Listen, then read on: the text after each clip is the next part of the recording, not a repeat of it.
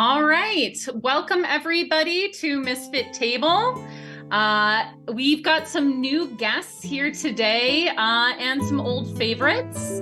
I am your humble story guide. That is what we call the Dungeon Master or Game Master in the Isles of Mistworld. And that is where we're going to be playing this evening. The Isles of Mistworld is a game system and world created by my husband, Ashton McSaylor, with contributions by yours truly for our tabletop RPG game as a service program. We are in New Mexico, California, as well as online, and we run tables for kids. So hopefully you guys can join us for this session 0 character creation setting and learn a little bit more about this and see if you might want to play with us someday. I'm going to go ahead and introduce everybody. I'm just going to start with who's on my screen here. Chad, why don't you introduce yourself to any newbies that we have in the crowd and the old bees, I guess. Hi, everybody. My name is Chad, professional actor and full-time just fooling around kind of guy. How's it going? Good to see you. Thanks for coming out. Rose, go ahead and introduce yourself. Hi, my name is Rose. I am a full-time friend of Callie and Ashton and the crew, and a long-time gamer and full-time nerd and teacher. Excited to be learning all about this with you guys. Tori. Hi, I'm Tori Doctor, an admirer of Chad's beard. If I could live one place other than Hawaii, it would be Chad's beard. I am a professional actor turned writer. Wrote a choose-your-own adventure-style fantasy musical called Off the Beaten Path, where you, the audience, get to choose the path of the companions and the world surrounding it. And my company, OBP Musical, wrote the music you will hear this after Eve. Very exciting. And last but not least, Chris. Hi, everyone. Chris Fitz. I am a professional dungeon master who hosts a lot on TikTok. But by trade and by day, I'm a teacher of third grade students and a huge nerd and very excited to be here. Yay. I just realized Chris Fitz rhymes with Misfits. Hey-o. It was on purpose. My parents made sure so that way it would, well. It's Kismet. Yeah, Kismet. Also rhyming. All right, so I think what we'll do is go ahead and I shall describe to you the worlds of Isles of Mist. Are you guys ready? Standing by. All right. So in the worlds of Isles of Mist, this is a land of floating islands, airships, magic, giant magical creatures, and just so far as you know, the only sentient creatures are humans and dragons. We have very intelligent creatures and also spirits that sometimes wander in and out of our lives. And the mists that surround this world are, standard clouds, or occasionally what rolls into town is what we call a mist storm. And a mist storm is a magical combination of lightning, thunder, and mist, and all different kinds of colors that plays tricks on you, plays tricks with your mind, plays tricks with the scenery, plays tricks with the animals. And these mists are so incorporated into people's lives that they're incorporated even into their beings. And every person that is born at some point in time is taken away by the mist, normally around adolescence, and returned to the world, marked for life as a certain type of person, giving off different ideas about who they will be in the future. The floating islands that are in this world are called the All Lands. Mostly the All Lands is shaped like a U, with the middle portion of this once completely put together land blown out due to a catastrophic event that happened about a decade ago now. We'll show you a map of that in a minute. If you guys have those documents that I sent over, you can see the All Lands there. And there are many kingdoms within the All Lands. The sun in this world is different than our sun. The sun is directly above and further than anybody could reach. During the day, it is a star, just like our star, warming up everything, casting light, casting shadows, and dims into what we would consider a moon during their nighttime. Traveling is, by land, by animal, or by airship. Airships float using either helium balloons or what they call float stone. Float stone is a kind of stone that, if you can see behind me, floats in the air. It has magical properties. It can't be broken up too much or those properties no longer exist.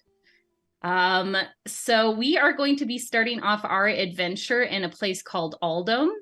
Aldome is one of the first cities in this world.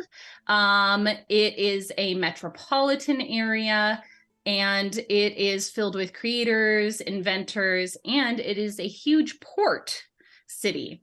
So airships come and go because it is right on one of the precipices of the world, nearby some of the other offshoots of larger cities and kingdoms.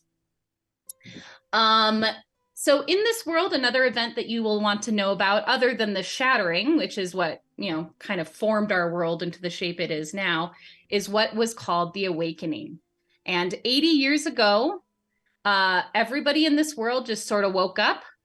They knew general things about their lives. They knew that they had family. They knew if they loved or hated somebody. They knew their tools of their trade. But any history before that remains a mystery. Even the books in the libraries were wiped clean, and nobody has quite any idea what happened.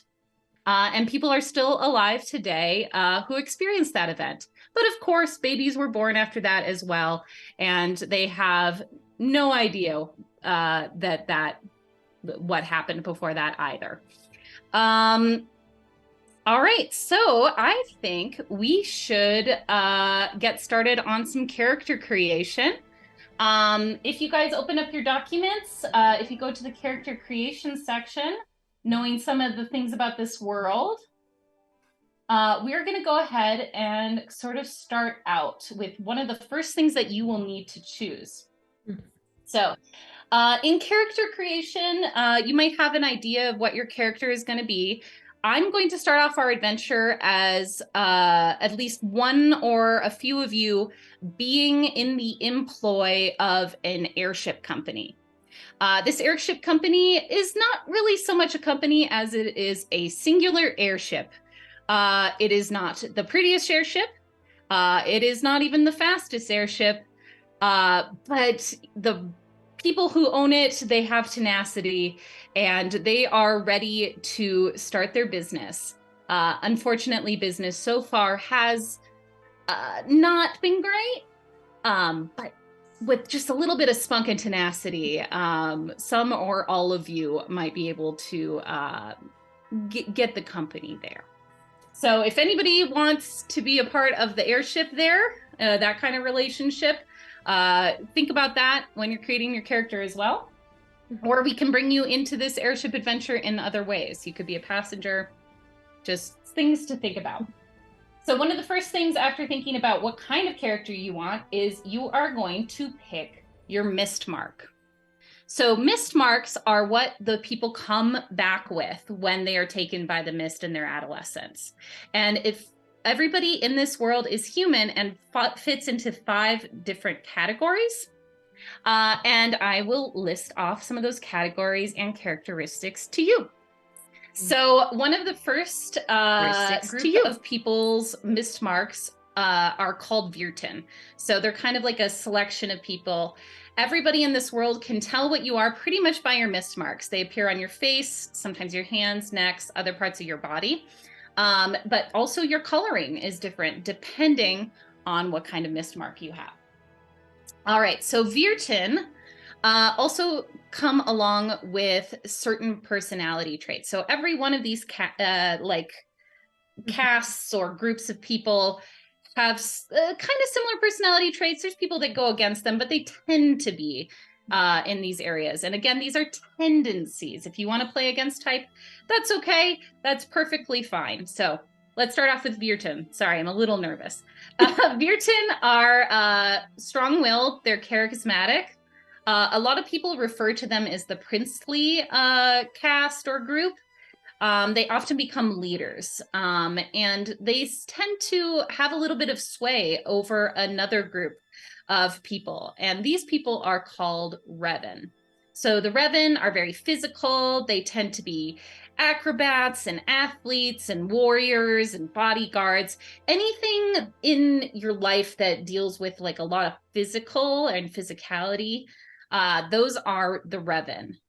The Lyran, they are the more thoughtful, artistic, poetic group of people. They tend to be scholars, teachers, researchers, scientists, things that really exercise the mind over the body. But if you wanted to play a very athletic Lyran, that is perfectly acceptable. All right, we should be back on now. Sorry about that, guys. We thought we had this fixed last week. Huh. Well, this is a session 0. Thank God it wasn't like in the middle of a battle scene or something like that. Just me being very loquacious about the world. I believe we left off on Lyran. Was it Lyran, guys, in the chat? People? Durin. We were talking about Durin, but did they hear about Durin? Oh, did they hear about the Durin? Yes. Oh, I like Durin, that. It looks like Dirty Sheep Dip said Durin. All right. That was my nickname in It's a very college. fun name. Dirty Sheep Dip. Thanks, sheep. I'm confused. Is this like a goat cheese dip, but like gross? I don't know. Or no, like No, when you clean sheep by giving them a deep. Yeah, you dip them in a flea bath. Well, look at me. I have never worked on a farm a day in my life, and it's very evident. Speaking of working on a farm, the Durin tend to be Nice segue. farmers as well. They're hardworking craftspeople. They like to work with their hands. They like to see the products of their labor. And that lends itself very well to farming as well as inventing. And dipping. The Saren are a very interesting group of people as well. They're very empathetic and wise. They often turn out to be the healers, the veterinarians, the counselors, anything that really deals with those empathetic traits that they have.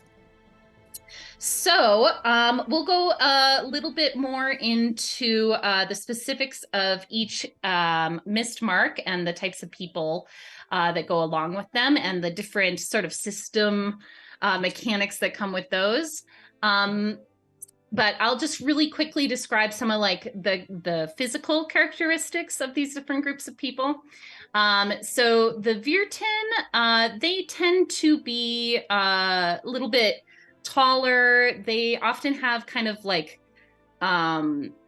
colorations and dramatic shades of like red or purple or auburn or black, and their eyes often have unnatural hues like violet, amber, or ice blue, and it tends to be very striking. Their mist marks show up on their fingernails and toenails. They'll often have like permanent color on those that's not painted on. It's just a part of their being. Sometimes around the lips, eyes. And in terms of facial markings, Virton often have like crown-like marks on their heads, or things that kind of look like horns that emerging from the head. Their foreheads tend to be where the markings are. But again, it might just be that, you know, their fingertips and lips and stuff might show up. They might not have the markings on the head, but most people will be able to identify you by those marks alone. So the Lyran, they tend to be like average height, you know, average build. Sometimes they're a little more slender. They're good looking, just like everybody in this world tends to be pretty good looking. And that's in part because people do not age in this world like they do in our world. We'll get more into that in the future because there are some game mechanics that go around that. Wait, I'm aging? Is that what I heard? All right. What was that? I'm aging? Is that... This is news to me. I'm still 27. I wanna be forever young. And you can play that in this world. Truly, you get to live out your deepest dreams through tabletop role-playing games. Well, what's really fun about this world too is, there's drama and disaster and things like that in this world, but things that show up in this world, like aging, tends to happen naturally when you kind of lose a little bit of what people call your keen. It's your zest for life. You'll start to age a little bit and eventually you just pass away like everybody else.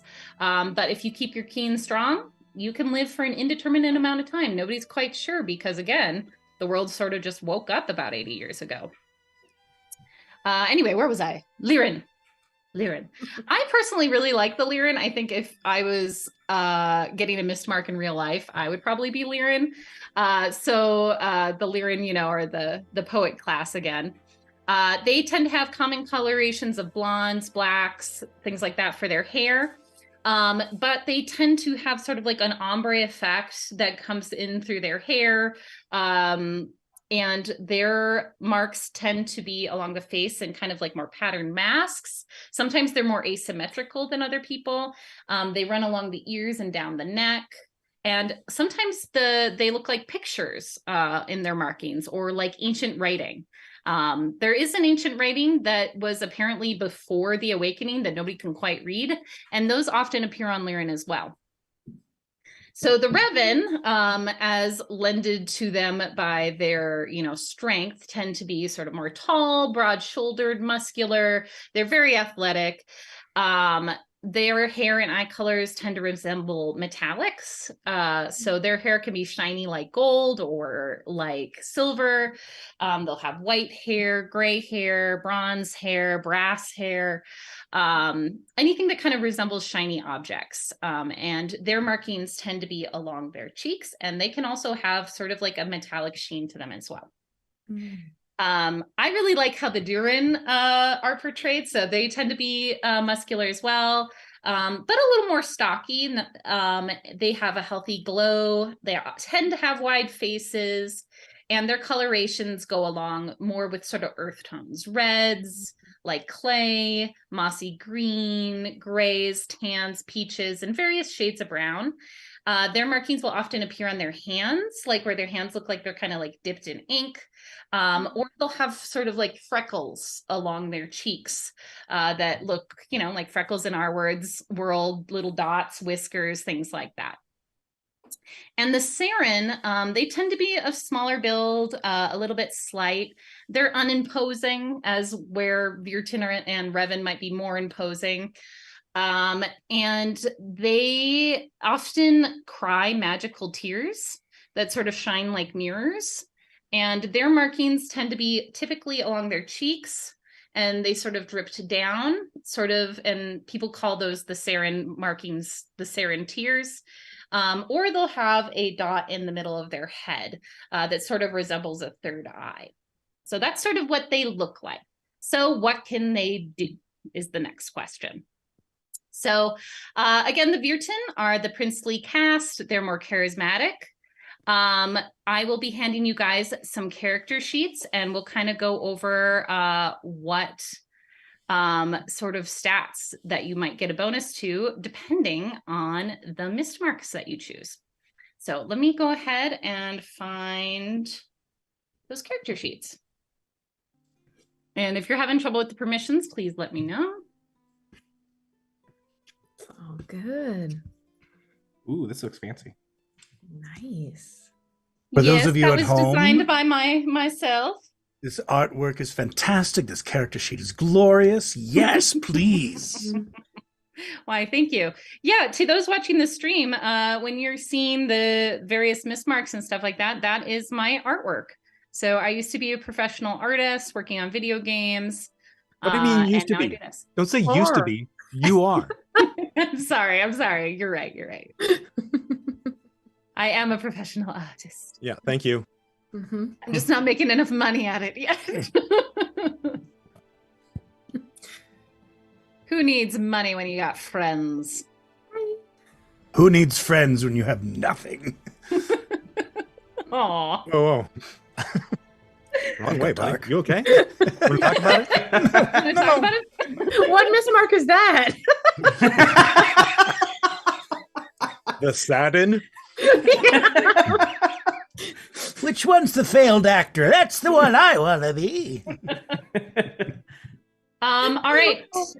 My wonderful tech person, who is very sexy and also my husband, why don't you go ahead and show everybody the character sheet, if you will.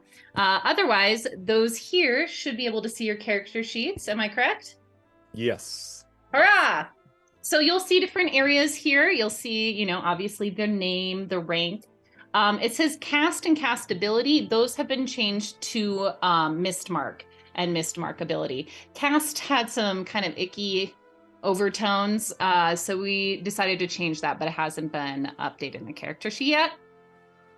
You'll also see attributes, skills, magic, and special. Your attributes are kind of, in D&D, you've got, your different characteristics that you roll for. Those are sort of function the same way. So I might say a wit roll, a wisdom roll, a willpower roll, strength, or a grace roll. And we'll get into what kind of rolls those will be going forward. So Virtin, their mark abilities are Powerful Soul.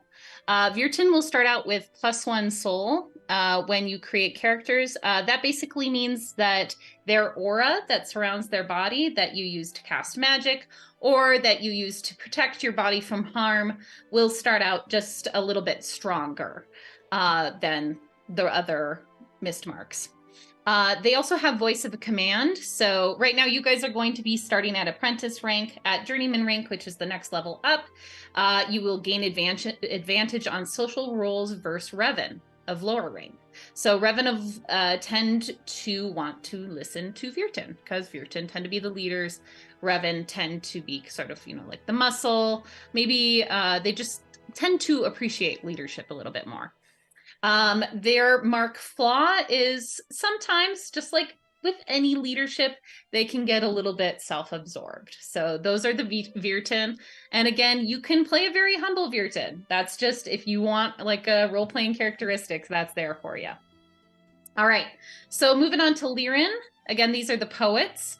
They gain +1 to wisdom or grace. Oh, I'm sorry. The Virtin gain a +1 to willpower or grace, which is your magic casting ability or your physical or social graces. Lirin gain a +1 to wisdom or grace. Wisdom is your known stuff. And your grace is, again, your physical or social graces. Their mark abilities is legend lore. So they're going to be able to identify traits, items, places, creatures, things like that in checks more so than any of the other groups of people. At journeyman rank, they are able to glamour objects to make them appear different than they are. So Revan, they can gain a +1 to strength or wit. Strength obviously being physical strength, wit being your mental quickness. They have combat efficiency. So whenever they are in combat, they get another combat pool point, and we'll go over what combat pool points are when we go over combat. But essentially they have a higher chance of succeeding in combat because of that. At journeyman rank, they get the last stand trait, where if they were going to be knocked out, they instead rise with 1d6 aura once per day. So they're harder to knock out in battle, should a battle arise. The Durin are makers. They gain a +1 to strength or willpower. Strength, again, being physical, willpower being it can be a role where you're using intimidation and stuff like that, but willpower tends to be what you use to cast magic. Their mark abilities are work ethic. They start with 2 extra skills just out of the gate, and they also gain a +1 to a skill point each time that they gain XP. So basically their skills are a little cheaper. Active recovery at journeyman level, they can regain their aura even while they're working. Saren, those are the counselors. They gain a +1 to wit or wisdom, and they start out with a pretty interesting ability. They are able to touch an ally and spend 1 aura to take half of their allies' wounds. So not really half of their aura, but if their person that they want to care for is wounded, they can take on some of that physical damage themselves to sort of help that person out. At level 2, they can spend 1 aura to sense the emotions of people or the emotional residue on objects. Their mark flaw is that they tend to be self-sacrificing. All right, do you guys have some ideas of what kind of character you want to play, what their mist mark might be? Mm-hmm. I think I will go with Durin. All right, Durin. Do you have an idea of what kind of job that they might have at this point in character creation, or just that Durin? Probably working on the engine of the flying ship there, down in the greasy metal beating heart of the ship the entire time. I love it. You're already finding the voice for the character. I love Durin. They're one of my favorites. Anybody else have an idea? Yeah, sure. I'll jump in. I would love to play a Revan. Ooh, I like the Revan. Do you have an idea of what they're going to be doing, or no? Absolutely. I have a few ideas. I don't know how deep we want to go in kind of session 0 and what we want to kind of sprinkle through, but I was having so much fun reading about all the different parts of the world and all the different places and the history of it. I have a sense of kind of where I'm from and where I'm going. And I might be trying to book passage on this thing to get there. Ooh, interesting. I'm very curious to hear more. What about Chris or Tori? Tori, you can go ahead if you get something. Well, it's kind of dependent on what you're doing, buddy. Okay, well then, I got you then. Right. I was leaning between either Liren or Virton, and I think I'm gonna go with the Virton. I think that's what military background in me says like that's something I kind of want to do. All right, I love that. And I think I will take Saren, actually. All right. I love this, Saren. And so we've got a well-rounded crew here. The only one that left out is Liren, but I can be Liren in spirit. Yes. As keeper of the lore. As keeper of the lore. You know, that's a good point. Maybe that's why I gravitate toward that.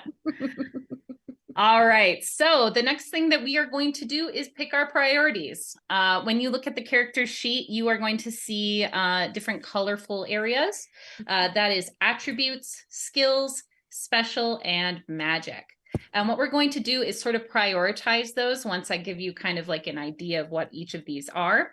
And by priorities, I mean sort of like in school. A is main priority, B is secondary, C and D being the lowest priority. And you get one of each. You can't put an A in every single one. You can't put B in every single one. You got to choose one. So I'm going to go ahead and just go over what each of these areas are. We kind of talked a little bit about attributes. So attributes are your dice rolls. And in this system, your dice rolls are the type of dice you're going to roll. So if you put a 2 in wit, that is going to be a D4. So we multiply everything by 2. So the highest you can get to right now is a D12, which is a 6. And so we're going to kind of, your priority A's, you're going to get a 5, a 4, 2 4s, and 2 3s. And again, you get a +1 from your mismark to any of those stats. And you can kind of distribute them how you want. So if you want one of those 3s to be a 4, or one of those 4s to be a 5, or even your 5 to be a 6, which is a D12, you can do that as well.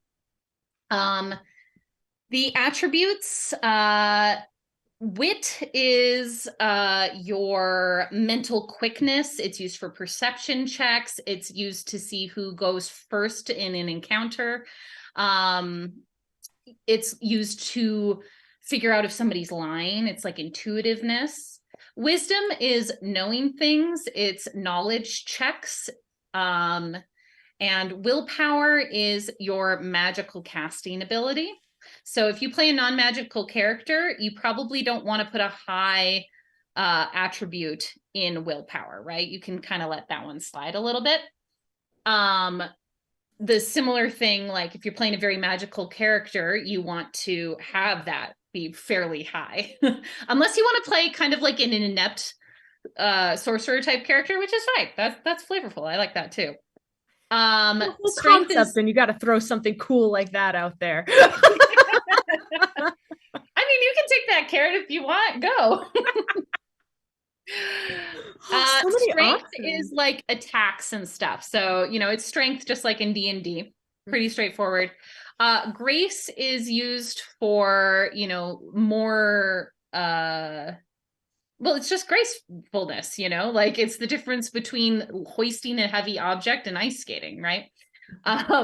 Grace is also used for dodge rolls. So if you're playing a combat character, having strength and grace be a little bit higher is good.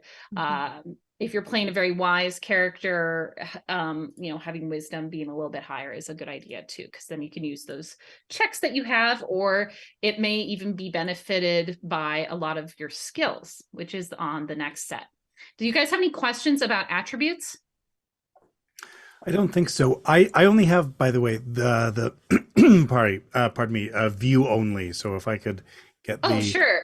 Yeah, just refresh it. You should be able to. I gave everybody permissions a little bit ago, because yeah, you guys didn't. Oh, yeah, it looks like view only. All of you have view only. I'm a dumb. I just been made a able to- copy. I just Yeah. went Right, and make a sort of copy. made a copy of it, and then I can just edit that. No Oh, problem. look at you. All right. Initiative. Does that mean I Initiative. have a high wit score? What was that? That means I have a high wit score, right? If I Yes, took the you initiative? do. Okay. I'm trying to learn these. All right. That was one question I had for you, which was, does willpower affect things in game or kind of character ideas like we might associate with the word willpower outside of magic, or is it kind of like a Yes. magic exclusive skill? Yes. Perfect. So outside of magic, it is used for like leadership checks. So if you're a leader, having good high willpower to convince others to your way is a good one to have. But the majority of time, willpower checks are used for magic, or they're used to resist magic. So if you're a non-magic user and you want to be really resistant to magic, you can still have that be high, because there are magics that will affect your mind, your will, all of those types of things in this world. Just like in D&D, you know, you'll sometimes have to make a wisdom save or something like that. So they do still affect outside of you being magical. Got it. Thank you. Yeah, no problem. That's actually a really good question. All right. So, yeah, so you're going to get higher numbers, which means you get higher dice for your attributes, depending on how high a priority you want on that. Skills Sorry, are additive. Go ahead. We put A, B, C, and D. Is that right? Sorry. Yeah, you're going to put either an A, B, C, or D in attributes, or an A, B, C, and D in skills, magic, or special. But let me go ahead and go over what these are real quick, because, Okay, you know, I great. just described attributes. It's going to sound like you want to put your A there, right? But you might hear more and change your mind. All right, so skills are next up. These are additive. So, you know, you roll your attribute dice. So you make a wit check. Well, maybe you have a skill in perception. That's what a skill will come in here. Right now, you guys are level 1. So you only get a +1 to all of your skills. Unless you take an A, then you get a +2 to one of your skills. And you are considered, I believe, what do we call it? Like a prodigy? Yep.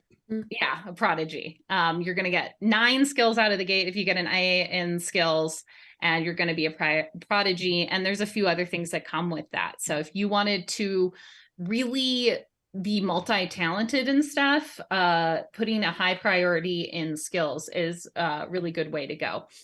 You can buy skills with experience points later on, but if you put an A in that, they're going to be less expensive. All right, so that's skills, pretty easy one. Magic is also pretty straightforward. There are several schools of magic out there. How high a priority you put in magic is going to determine how many arts you get, which are, we'll go over that in a minute, that you get out of the gate. It's also going to affect how high your magics can get at later levels as well. If you put a D in magic, that means no magical potential, but that's okay because you could also potentially do something else magical if you don't want to be just like specifically magical by picking something in special. Special is an interesting one. So you'll see on the rules set that you can pick one special thing. You can't have these three special things that I'm talking about, but you can choose one. So in special, if you want to put a higher priority other than D, you can pick a animal companion, you can pick a magical artifact, or you can choose wealth and power. So basically your position in this world. Again, if let's say you put a B in special, you can't have an animal companion, magical artifact, and wealth and power. You have to choose one of those. Any questions on that? Makes sense. And that's pretty cool. So the type of animal companion, if you want an animal companion, is dependent on your priority, obviously. Same with magical artifact and wealth and power. All right, so those are sort of the 4 different areas. You're going to have to pick A, B, C, or D. Go ahead now, and you can kind of go through your character sheet. Hopefully everybody has permissions now. And you're going to want to just type in that area an A, a B, a C, or a D. And let me know what you guys choose. We'll go around and we'll kind of go from attributes, skills, magic, and special, and I'll let you guys know what you get. I'm ready to go. I think I just got to put the stuff in. All right. All right. So let's start out. Did anybody put a priority A in attributes? This guy. All right. So you get 1 5, 2 4s, and 2 3s. But again, you are a Siren, so I believe you get a boost to, I think it's grace or willpower. Let me open it up again. I think it said wit or wisdom, one of the two. Wit or wisdom? Okay, let me just double check on that. Yeah, it's wit or wisdom. So you got to just choose one, and you can bump up one of those stats and distribute them how you will. In our character area on the online one, off to the left, you're going to want to put the number. Off to the right, you're going to want to put the dice number. And the dice number is double the number. Yes, exactly. So a 3 is a D6, a 4 is a D8, and so on. Okay. Sorry, give me the breakdown again. I get 1 6, 1 6. Well, if you want to do the 5 to a 6, you can definitely do that. Great. And then you have 2 4s, which are 2 D8s, and 2 3s, which are 2 D6s. All right. And success in this world is dependent on the type of roll that you roll and whether or not you hit it or go over it. And we'll go over that when we play. Okay. But obviously, higher better. All right. Anybody put a D in attributes? Or B, I'm sorry. Yep. All right. You get 2 4s, so that's 2 D8s. Yep. 2 D6s and 1 D4. Got it assigned. All right. And you remembered to add your character mark? Not at all. Thank you for the reminder. Okay. And what were you again?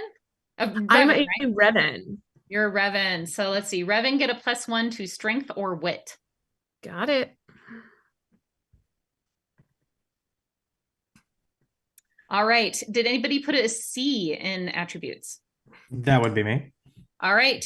You only get 1 4, which is a D8, 2 3s, and 2 2s.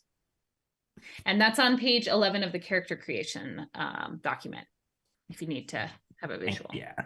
I gotta say, chat, the character creation document is so helpful and guides so well. I was looking at it right before we came on, and I felt like I knew exactly where to go and what to do. I gotta say, Ashton and Callie, you guys did a great job on that. It's really clean and smooth and easy to follow. Oh, good. Yeah. So we had to make it as clear as possible for the kids that we run the games for sure. And I'm so glad we get to play this with adults. I'm really curious to see how this goes. As much as I love my child players, it will be really fun to see how adults handle some of the things in this world. All right, anybody put a D in attributes? All right, nobody put a D in attributes. Fair enough. All right, so let's move on to skills. Priority A in skills. Anybody? That's me. All right, you get 9 skills and you are a prodigy. Yeah. Let me scroll down to the skills area. So these skills can be any skills that you can think of, like from D&D. They are also listed on page 16 of the document. If you're having trouble thinking of them. Let me see. All right, I'm trying to see. Okay, so you're very talented. You're a prodigy. Later on, when you purchase skills, they're going to cost 1 less XP for the life of your character. So if you want to write that in your notes section, you can go ahead and do that. And you get 9 skills. Oh, and one of them is a +2, I believe, unless that changed and I wasn't paying attention. No, I believe it's +2. But all the other ones, all your other skills are going to have a +1, and that's kind of off to the right on your skill sheet. Got it. If you guys, somebody put a priority B in that, you have 9 skills, but they're all 1s. And they're going to cost the same. Any priority C skills out there? Yes. All right, you get 5. And again, if you're having trouble thinking about what kind of skills your character will have, you can go to page 16 of the document. Great. Thank you. And then priority D, we don't leave you with nothing. You get 2 skills, each one being a +1. That's me. I'm very, very low skill here. That's fine. You're Vertin. You're charismatic. Hey, when you're that charismatic, you don't need to actually be skilled. Right? You got cheekbones for days. Right? What else do you need? Honestly. That's what other people are for, like Revens. Yeah, just order You your tell us Revens. to do it. Delegate. Yeah, exactly. That's the only skill you need. Your 2 skills are delegate and persuade. All right, moving on to magic. Do we have any A-level magi out there? Right here. Yeah. All right. So you are what they call a full magi. You're going to start out with 3 arts. And you have the greatest potential. So you're going to be able to level up this character more so than the other characters.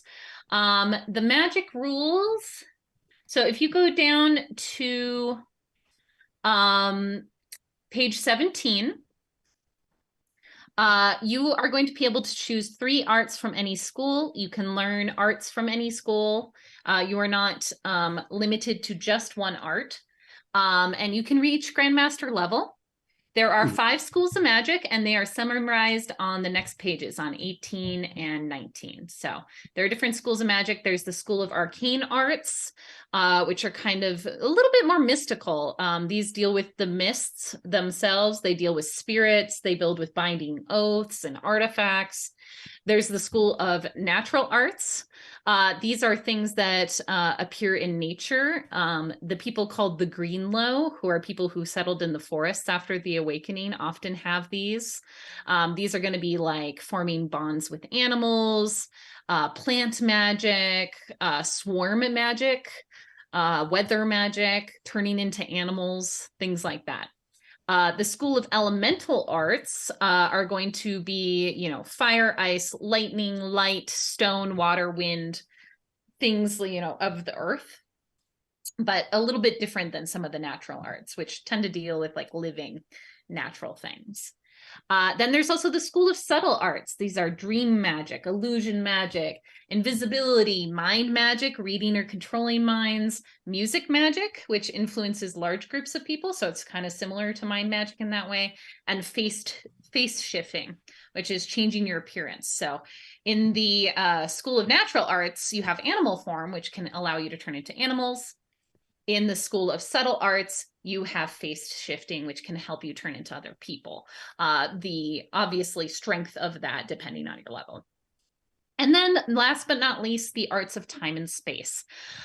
These are things like telekinesis, force, moving things with your mind, gravity magic, teleportation magic, time magic, scrying, wards, things of that nature. As an A level magi, you can choose 3 arts to pick from, and they can be from any of these schools. So each section, like aura, is going to be an art. Animal form is going to be an art. Fire is going to be an art. So Okay. you can choose from any of the schools. If And you are okay. B level, are there any B level magic users out there? It's me. All right, my B level man.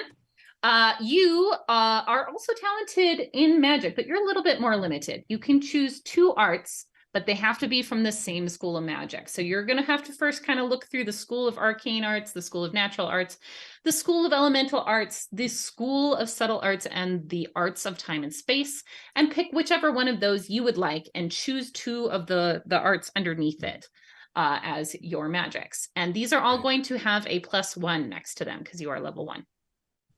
Okay.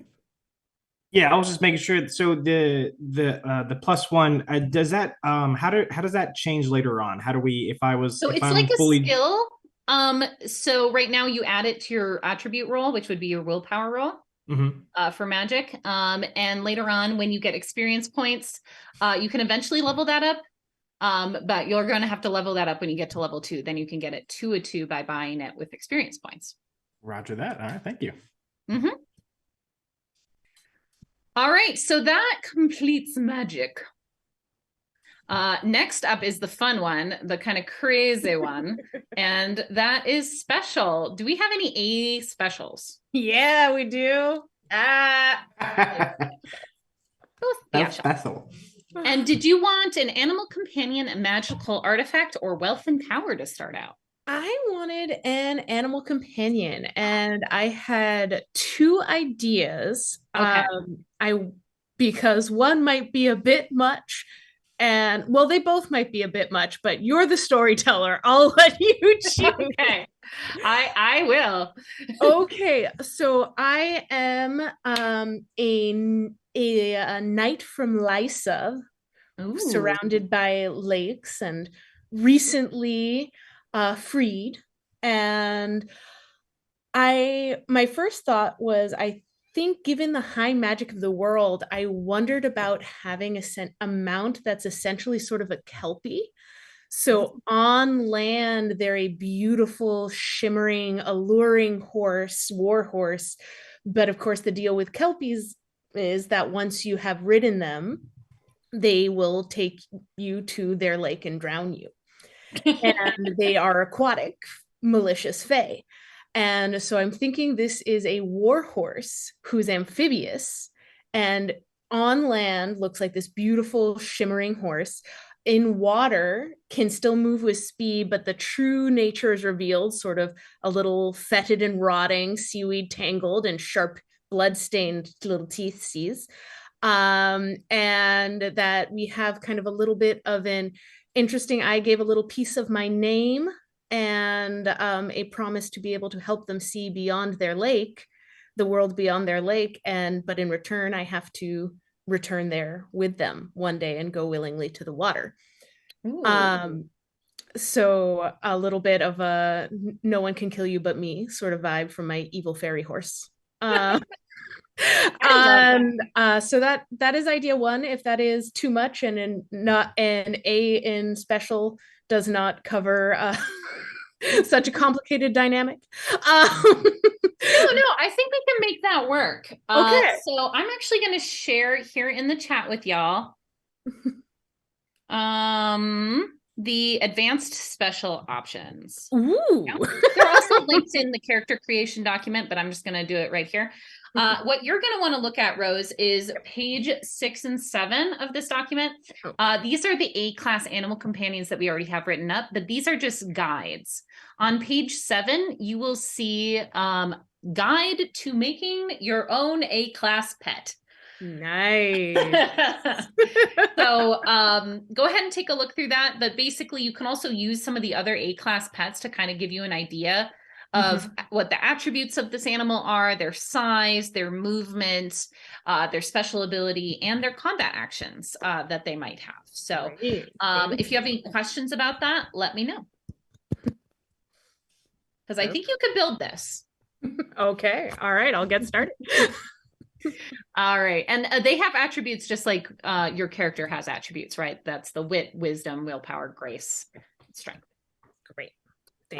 They may or may not have aura, which is like this protection magic that most humans have.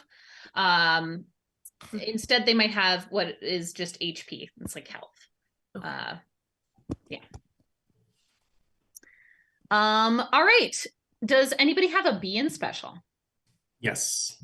All right. Do you want to describe to me what you're thinking? Animal companion, magical artifact, wealth and power. I'm deciding between wealth and power and magical item. I was looking at the selection, and I'm debating if based off the character idea that I have, and it's just I'm thinking maybe possibly that I don't know how the lore of the world works too much because we've yet to play, but I'm thinking that maybe my character thinks they were chosen wrong by the mist, and so I'm thinking that maybe there is, if I go the position route, that maybe I might be disowned by my family if I'm trying to do something that they don't think is, because I'm rebelling, or I'm I don't think I'm sure I'm thinking I'm chosen correctly. But if I go magical item, it's a magical item. Who doesn't want a magical item? That's true. I might have an idea for you. You can ex-nay this. But you could have a larger position that you're disgraced from, and you are the owner of this airship and the person who wants to found this airship company. I like that. I like it. Is that something that you might be interested in? I think so, yeah. I like that. All right, let's go over to B position. That is also in the advanced special document. Let me see if I can find it. That's B class position. Looks like that's 13 and 14. All right, great. So merchant family is one of the backgrounds. Captain. Ooh, we already have captain. That's good. Nice. All right. So yeah, you're a leader. Some of the benefits is that you have a crew to start out with. Yeah, I'll have to look up on another document, which I don't have in front of me right now, the amount of money you're going to start with. So next time we start, remind me that you're going to get. Oh, wait, it's at the top. Start with 500 coins. Boom. What? I'm rich. So I think that the coins are on the second page of your character sheet at the bottom. It's going to say lake coins. That's what you're going to start off with. All righty. So you get 500 out of the gate, which is pretty cool. Righteous. And this airship that you guys are going to be riding on later is yours. This is yours. And you have a crew. All right. Did anybody put a C in priorities? I did. All right. Animal companion, magical artifact, wealth and power. Magical artifact. Ooh, magical artifact. All right. A C level magical artifact. That should be on page 8. And I think it's just page 8. Yeah. So with a C in special for a magical heirloom or artifact, you have this on your character to start out with. You could have found it. You could have been given it. There's some examples here, but you can also build your own. One example is, one we kind of obviously took from D&D. And that's a ring of water breathing, where you wear the ring and you can freely breathe underwater. Axe of returning. It's an axe you can throw up to 8 meters and it comes back to you. Rope of climbing. This rope will wrap itself around a solid hold when you wish it to hold. Or chatterbox. This magical chest can hold half again as much as it seems like it would. So kind of a bag of holding, but not quite. So is there any artifact that you have in mind that's kind of like of an equal level for those, or would you like one of these? Well, in the spirit of stealing from other genres, how about a sonic screwdriver type of idea? Well, the sonic screwdriver, That's pretty powerful. I mean, bring it down a couple levels, but it's just like a multi-tool sort of thing that turns out to be exactly the tool that I need for most circumstances. Interesting. Can you give me an example? Well, so if I'm a crafter and I'm, deep in the engine room and like I don't have my 3/8 Bixley on me, this thing like will automatically reconform itself to be the 3/8 Bixley that I need for this one specific screw head. Okay. I would say you have a changeling device. Okay. Essentially, it will turn into any tool smaller than a bread box that you need in that moment. Perfect. All right. I like that. I just had to make sure it wasn't too broken. That's all. Yeah. Right. It's a very niche item, I think. Yes, very niche. I like that though. See, you guys are getting creative. I like that you're going off book. That's part of the thing that we wanted to build with this system was the ability to be creative. I didn't want to say no if somebody created a great idea. Totally. All right. So a D level in special means you're not special, kid. Oh, but Tori had the C. I have a C. I have a C as well. Oh, you have a C. I'm sorry. Go yes, ahead. no, that's fine. Well, I love this idea of magical items, but I also love this idea of a trained pet. And so I think I'm leaning trained pet, and I'm wondering if we could go with otter. Oh, cute. Yeah, you can do an otter. I would say if you want to find the stats that kind of are similar to the otter, the hound on page 2 would probably be pretty similar. Okay. Yeah, I think it would, you could maybe change some of these around to be more ottery, but I think, the hound is small and otter isn't super big. I think that would be a pretty good equivalent. Mischievous, funny, fun. Love it. I love that. Adorable. You're just describing my beard again.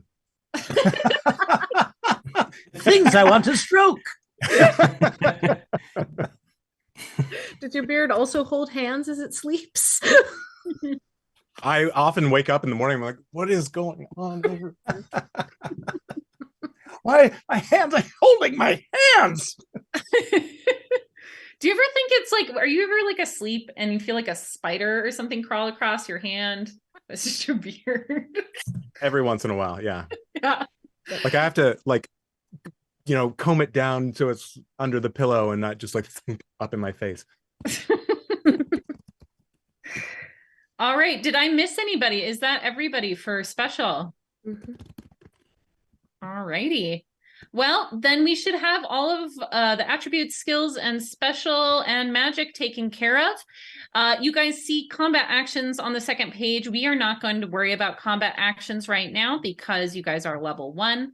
We will go into equipment and armor after the break. And we're also going to talk about what your aura is, which is, again, that protective force field that most people have around their body, as well as your pool of magic. And we'll calculate that out after the break. Wonderful. This is so exciting. Good. I'm really curious. I love how creative this system is. Yeah. It's what you mean about there being kind of a lot of ways to lean into different aspects and really explore. I'm excited to keep exploring with everybody. Yeah, I'm excited to explore with you guys as well.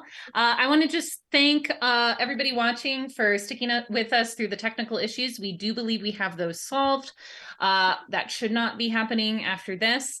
I now want you, the audience, and also our players to go take a break. Just 5 minutes, stretch your legs, touch grass, get a snack, whatever you need. With consent. But before we do that, here's a word from our sponsor. Exactly. They say that there are 2 kinds of people in the world: dogs versus cats, Star Trek versus Star Wars, people who can extrapolate from incomplete data. Usually the 2 categories are polarized and sometimes violently at odds with each other, or sometimes the groups are so vastly different that they don't even come into contact with one another. Well, we'd like to take the conflict and strife out of that dichotomy and bring the two sides together. Introducing Vert, a new social pairing app for introverts and extroverts. Whether you're a raging socialite looking to temper your flair or a literal hermit hiding in a pile of unfolded laundry that's looking to expand your social horizons, Vert can help you find people to help you move your needle on the spectrum. Vert is not a dating app. It's a tool to help bridge the gap between our personality conflicts. Just fill out your profile, select your choices and activities and interests, set your social comfort level, and in no time at all, you'll be paired with other people that have almost the exact opposite personality type from you. Just listen to these testimonials. I'm a pretty social guy, you know, always hanging out with my buds, going to parties, talking to people, hooking up with chicks, you know, right? I mean, it's all rad and everything, but sometimes it can be a bit much. So I went on Vert, because I still want to hang out with friends, you know, but like maybe try something different and a little more low key. And there's not all this social pressure, you know, like I just wanted, I don't know, something different, you know? So they paired me with this girl, and we literally just sat in her apartment, ordered some Chinese takeout, and watched Let's Play. Like, no kinky stuff at all. I didn't even know you could just sit and watch other people play video games. You know, it was wild. It was pretty chill, though. Like, once I got over my need to be out doing something, or, you know, somebody, I kind of reached this, like, Zen state, you know? It was most tranquil. Next week, I'm taking her with me when my crew and I go busking in our Swedish bicycle team outfits at the local Teamsters meetings. Or how about this one? I went on Vert to try and expand my social circle to more than just my parents and my cat. They paired me with this one guy, and we went to hang out with his friends at a bar. People are loud. But after a few drinks, I was actually talking to a girl, like a full-on conversation. It was weird, but kind of nice. She likes cats too. She said something about next time making sure my sheets are clean. I'm still not sure what that meant. So, whether you're a humble homebody or a perpetual party person, Vert pairs you with others as close as we can find to your polar opposites, because you never know what might happen. Sometimes opposites really do attract. Vert, see you on the other side. This message brought to you by Yarish Entertainment Services. Yes. Yay! That's awesome. Yay! I'm wondering if it's one Vert per or if it's one per Vert. We're all Verts. Everybody's. Okay. That kind. Got it. Think extra and intro. Oh, okay. But not one Vert per or one And let's Vert. put it in your ambi. Yeah. I'm picking up what you're putting down. It's cool. The apps that are advertised here are always a work in progress. I'm excited. I'm downloading This it is right my marriage. Yeah. All right, we'll be right back. See you on the All other right. side. Time for a break. Let's go, Verts. Put in the I chat don't know what if I kind of Vert actually you are. subscribe to the introvert extrovert thing. I don't know, man. Tech, can you take us out? Are we?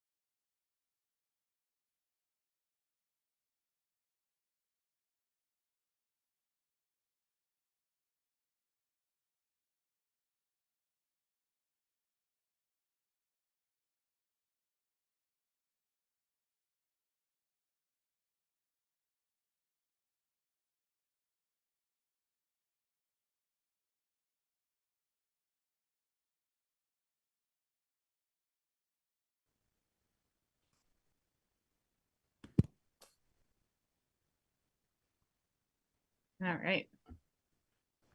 Oh, we're back. All right, we are back. Yep. I hope everybody had a good snack break. I took some jelly beans from my child's Easter egg basket, but he's asleep, so It's fine. I know. It doesn't count if they're asleep. Listen, object permanence is slow to develop. We got a lot of teachers on this stream. We know this. It's fine. If they don't see you, take it. It's all good. All right, so welcome back from the break. For those of you who are new here, this is Misfit Table. We are doing a session 0 and character creation session in the world and system of Isles of Mist. Isles of Mist is a new-ish system in that it is being run currently at Story Tables, which is an enrichment program for children for after-school activities, during school activities, and summer camps. It is a TTRPG system, but it is making its public debut here. And we are playtesting it here with these fabulous human beings who are adults. Hooray, adults!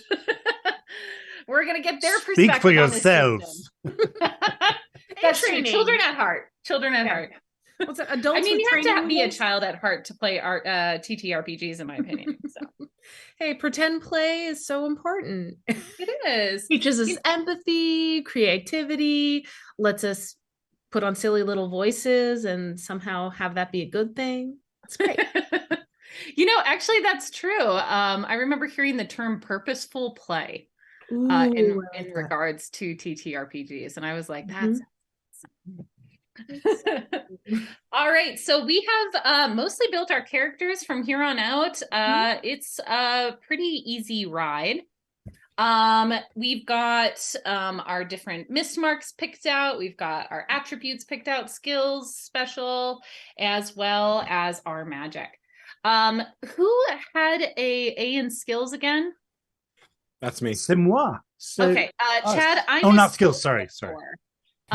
For the duration of your character, since you started off with an A in skills, your skills are not worth less. Your attributes are 1 less when you buy them with HP, because skills to buy them are 1 anyway. So if it was 1 less, it would be free.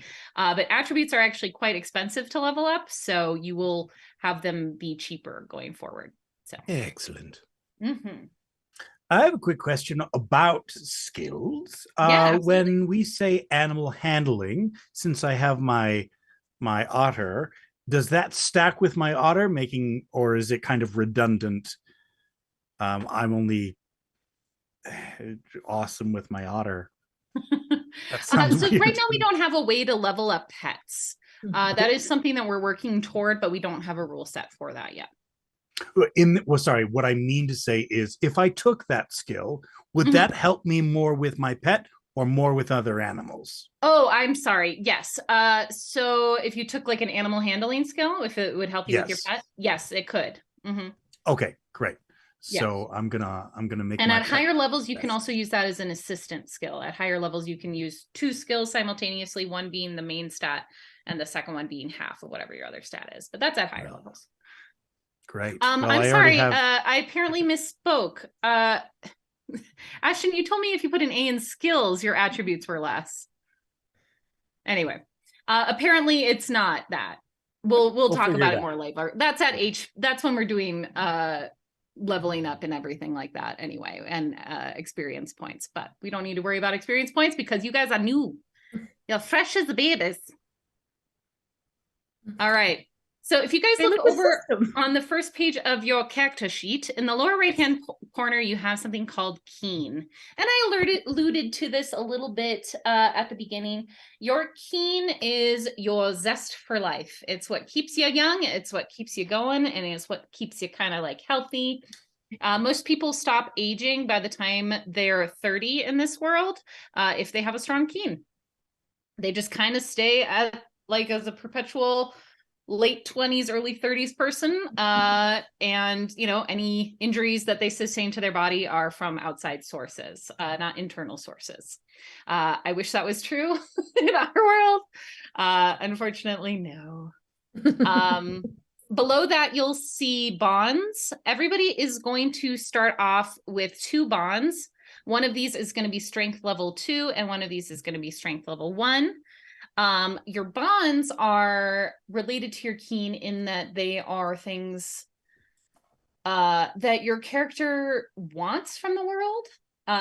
If you have some ideas already about what you want for that character to have, you can write them down now and put, the strength of how strong that bond is over off to the right in the strength area.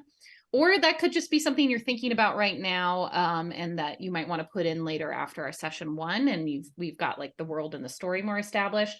But a bond can be something that you're striving towards. So it could be the best airship captain who ever lived, or be or find my long lost relative, win some sort of award, be financially sufficient, stop drinking. It can be pretty much anything that is a goal to strive toward. And the strength of that is going to relate to how many basically inspiration points we give you. So if you do something in a session that is related to your bond, you can potentially get extra inspiration points that you spend just like points. They're not re-rolls in this system like they are in D&D. They're just extra points that you can add toward a roll later on. And those refresh every day as well. But there's like a maximum amount, and it's related to what your highest bond is. So you can hold those inspiration points up to your highest bond, which right now is just 2. You can buy them up later. So essentially they're like extra points that are related to your character's flavor. When we're running these with kids, we like to get them thinking about the motivations that the character has. And so we kind of made it, Ashton made it a system mechanic as well. I like that. And again, if you can't think of anything right now, that makes sense, because, you might want to have your character have a bond related to another character here at the table, something like that. But just for your knowledge, that's what that is. I have my 2 bonds. Me too. Oh, you do? You want to share them with us? Yes. You don't have to. You can keep them secret. Well, no, I think it'll be pretty apparent from the first moment my character speaks, but leave people better off than when my character found them. And 2, fun is more important than anything else. Love it. I like that. How to follow that.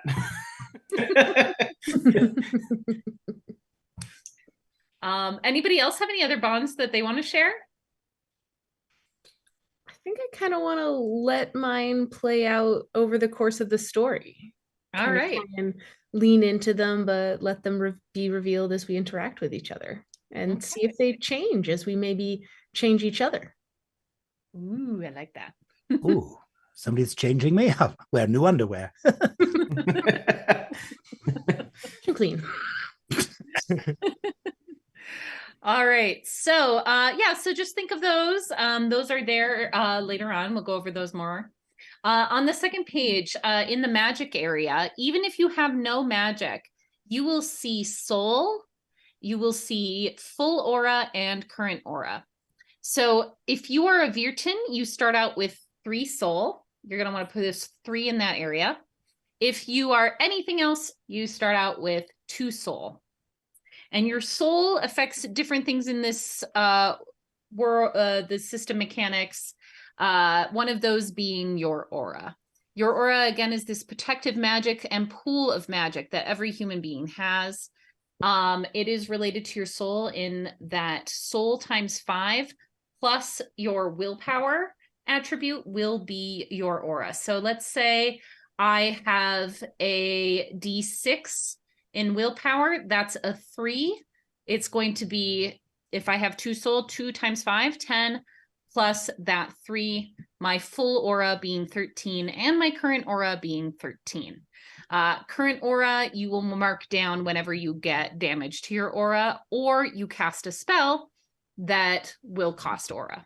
So, and the aura cost for your magic will be equal to the number next to the art that you chose, which will be 1 because you are level 1 at the moment. So it's soul plus willpower. Soul times 5 plus willpower. Okay. Mm-hmm. So for instance, our Virton is going to have 15 plus the willpower, not the dice number, the halved dice number. Got it. So for clarification, I have a willpower. I have 5 here because I +1 for the attribute because I didn't have really good attributes. So I have 5 as the willpower. So it'd be a full aura of 20 then. Yes, you will have a full aura of 20. Cool. You are starting out high. Nice. All right. Below that area, there's the combat pool area and the combat actions area. So that area is in red. You guys will not have to worry about combat actions because you are level 1 character. Later on, you can take combat actions, which can either be related to your magic or to any like physical prowess that you have. But for now, we're just going to leave that mostly blank, other than combat pool. Combat pool are these tokens that I will give out during combats. They give you like a little +1 in battle that you can spend to like tip a roll over if you need to, add more damage if you need to, things like that.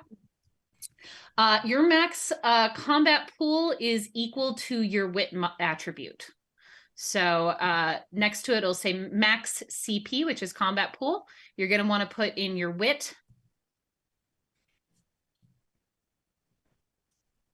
And your current CP is going to be 0 because you guys are not in combat. Is that your wit number or the dice, or is that also the wit? The number, not the dice. Just the number. Okay. And off to the right of that, you're going to see armor, but we have not chosen equipment yet. That is the next step. So I am going to orient myself and go ahead. Shopping. You guys get to go shopping. This is exciting. So if you took a position, you can get equipment off the equipment list equal to that position. But everybody else, I think there's only one person with position, and that's Chris. Everybody else, you're going to have D-level equipment. D-level. Not the first time I've been told I have that. I thought you said you wanted the D.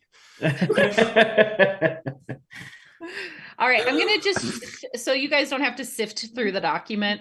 It is fairly intuitive, the document, but I just want to call out the equipment list right here. If you scroll down, you'll see different equipment packages. There's the Scholar equipment package, Explorer equipment package, Spy and Warrior. Otherwise, there are tons of lists for things like armor, weapons, materials. The only list that you cannot draw from are magical items. Nobody gets those out of the gate. Or special equipment. Yeah, like you can't get a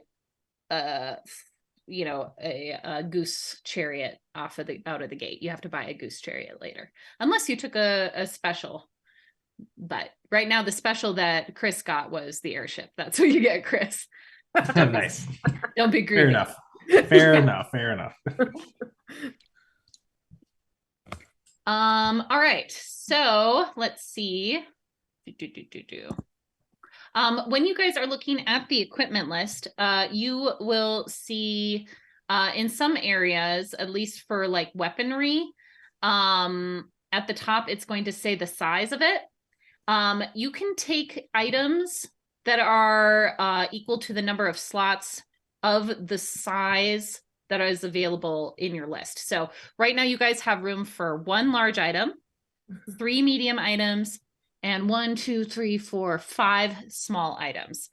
If you want to take a backpack, you can, hold a few more items equal to whatever it says on that backpack. But for the most part, you need to, when you're choosing items, make sure that you don't exceed those. So you don't want to you can't have 2 large items, for instance. Okay. And are we worrying about cost for these things? Do not worry about cost. What you're going to want to worry about is quality. Quality is on the far right column. And you guys are only going to get D level quality items unless you are Chris, who I believe gets a C level. Ooh. All right. Fancy. Fancy. Also pay attention to the size of it, obviously, to make sure you have the slot open on your character sheet, but also STR required, it means strength required. There are certain items, especially weapons or armor, that require a large attribute in strength. And then, of course, you're going to want to write down any damage next to the weapon so that you know that when you're in combat, you to add that damage should you hit. Okay.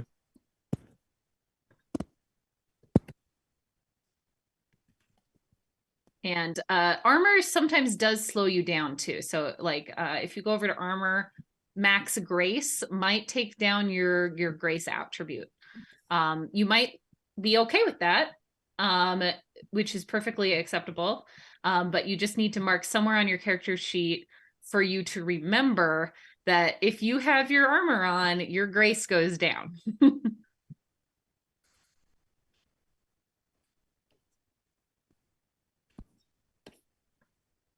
Also, the level and quality of your armor or your weapons or your things have a break chance. So if you have a bad luck roll, I might roll a break chance on a D level quality item. So I'll roll a D10, and if you get 4 or less, it breaks. But if you have a C quality item, if I roll a 3 or less, it breaks on a D10. So break chance is also related to the quality of the item. Oh, but that's normally if you like critically fail.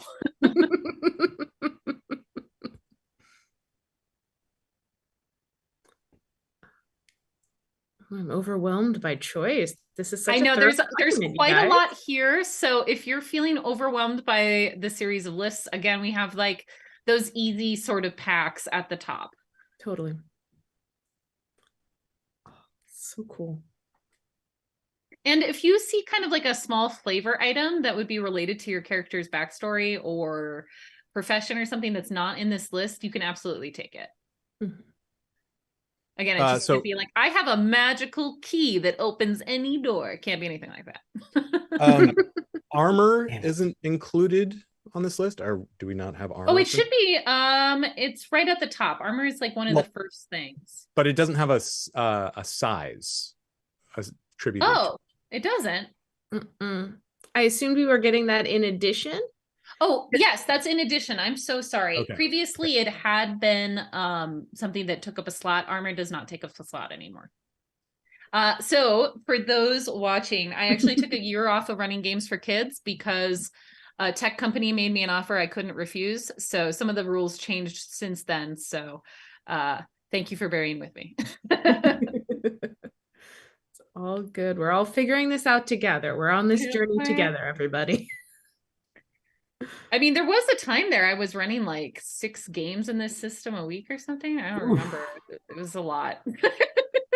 It became a lot. By the end of the day, my throat was like, where do we put our armor? Your armor is just going to be on you. If you want to make notes of it about what kind of armor you have, you can put it on the character sheet in like one of the backstory or mountain companions area. Okay. And the soak that it has, like the amount of aura or damage it soaks up, is going to be put in armor. That number is, and that's near your combat actions. That's in like that red area on the second page.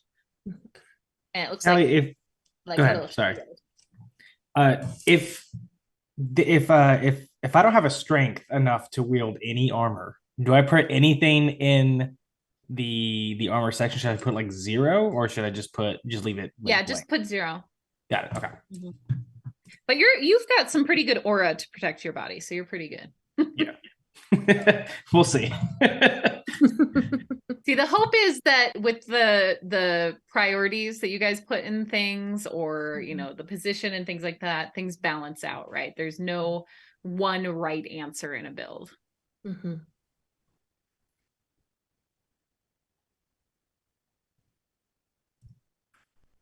Also, to any of you who have already picked equipment and stuff, on the third page of your online character sheet, you're going to see kind of a cheat sheet in the lower right-hand corner. And that's going to kind of talk about movement, what kind of dice we use, what initiative, dodge, ranged attack, and melee attacks are. Yeah. And when we roll combat pool, the type of combat pool will determine the type of combat you get. But right now you guys are just level 1, so you don't have to worry about what type of combat pool you get. So there's energy, rage, and control, which is all level 2 stuff. If we get there, we get there. Absolutely. Okay.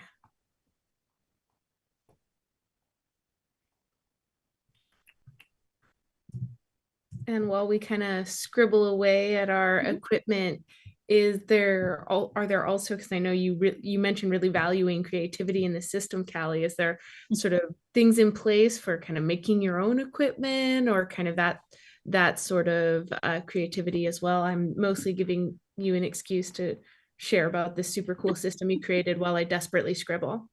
Oh, thank you. That's kind of you, Rose.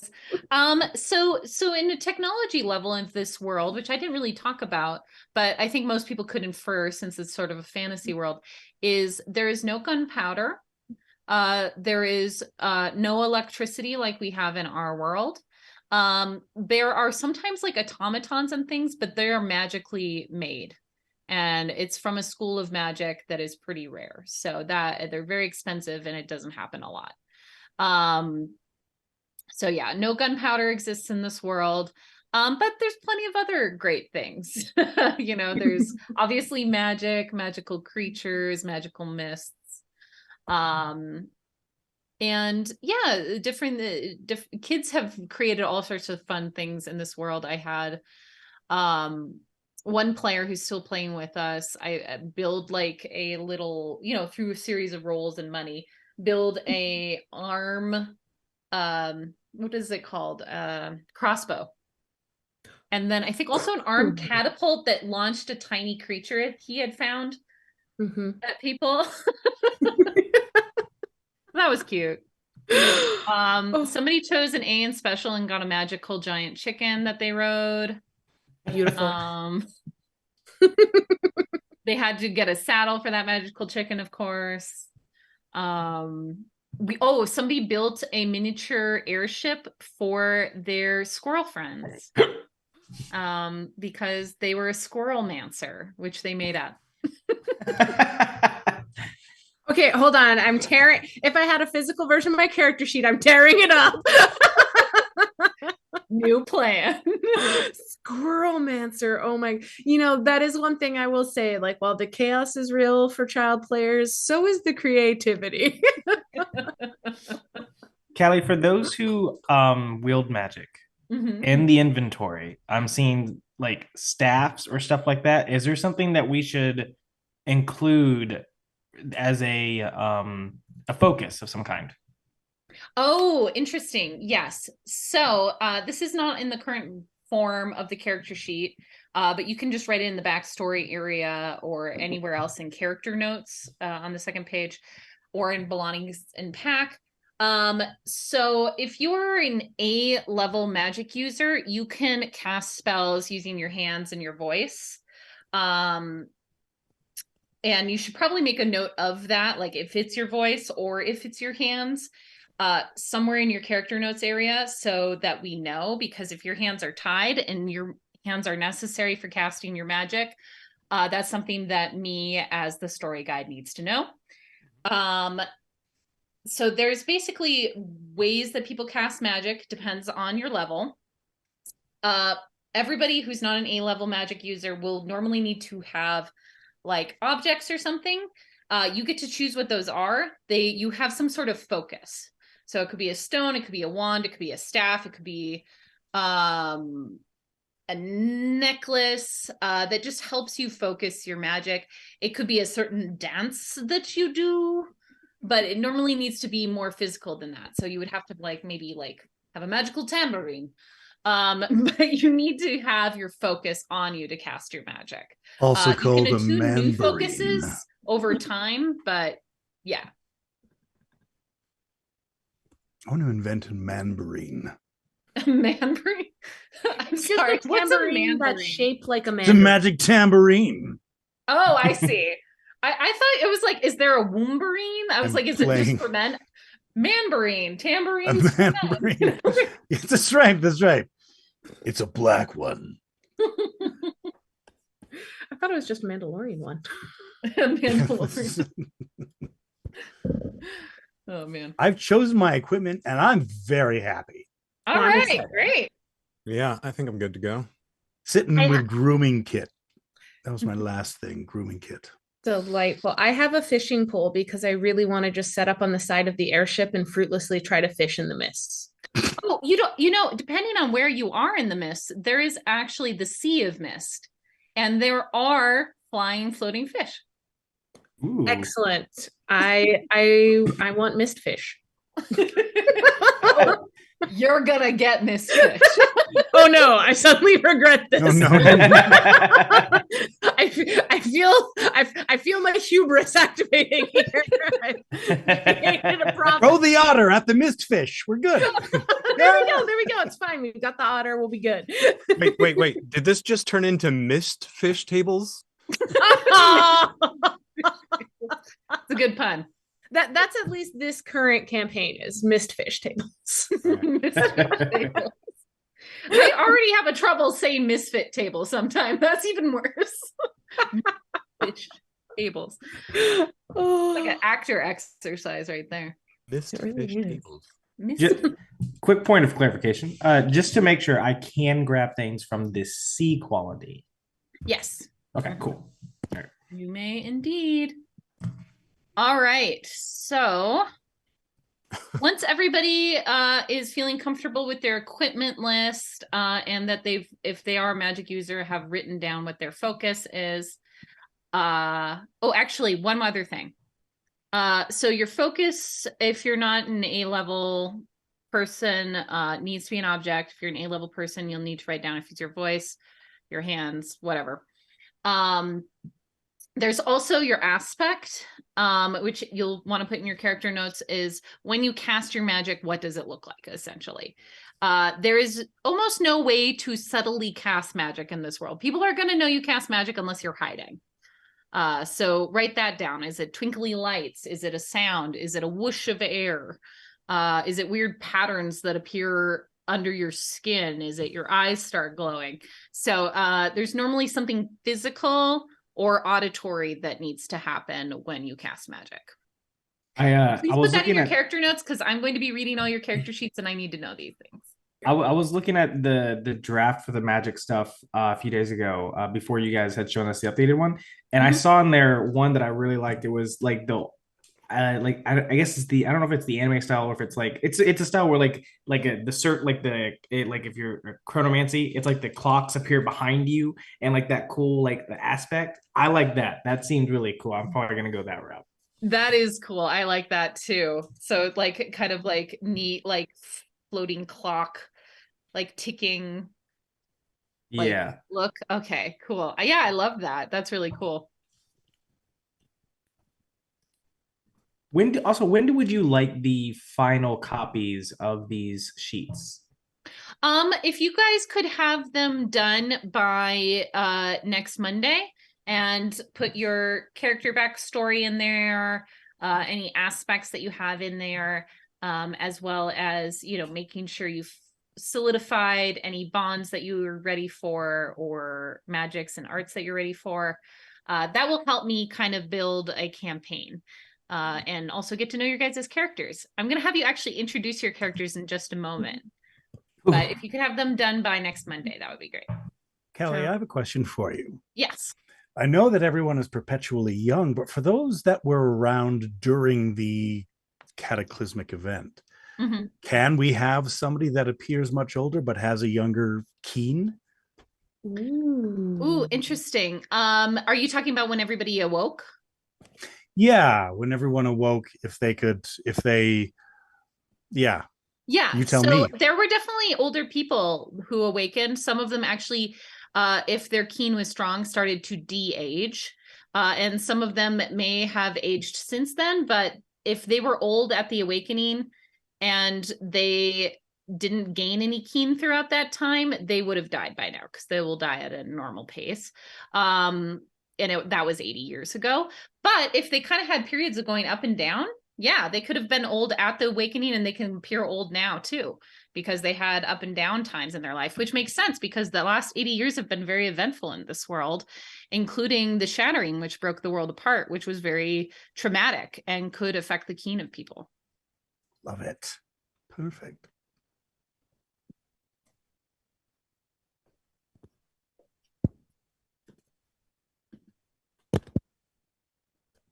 So cool.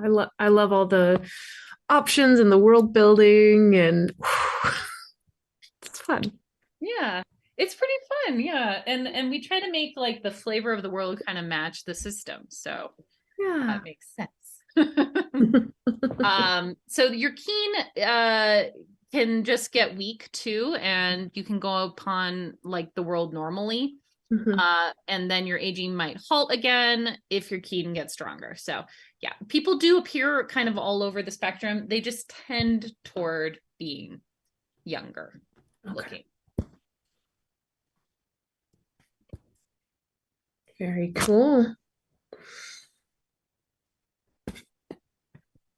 All right. Is anybody done? Just on. Yeah, I was just scribbling character notes.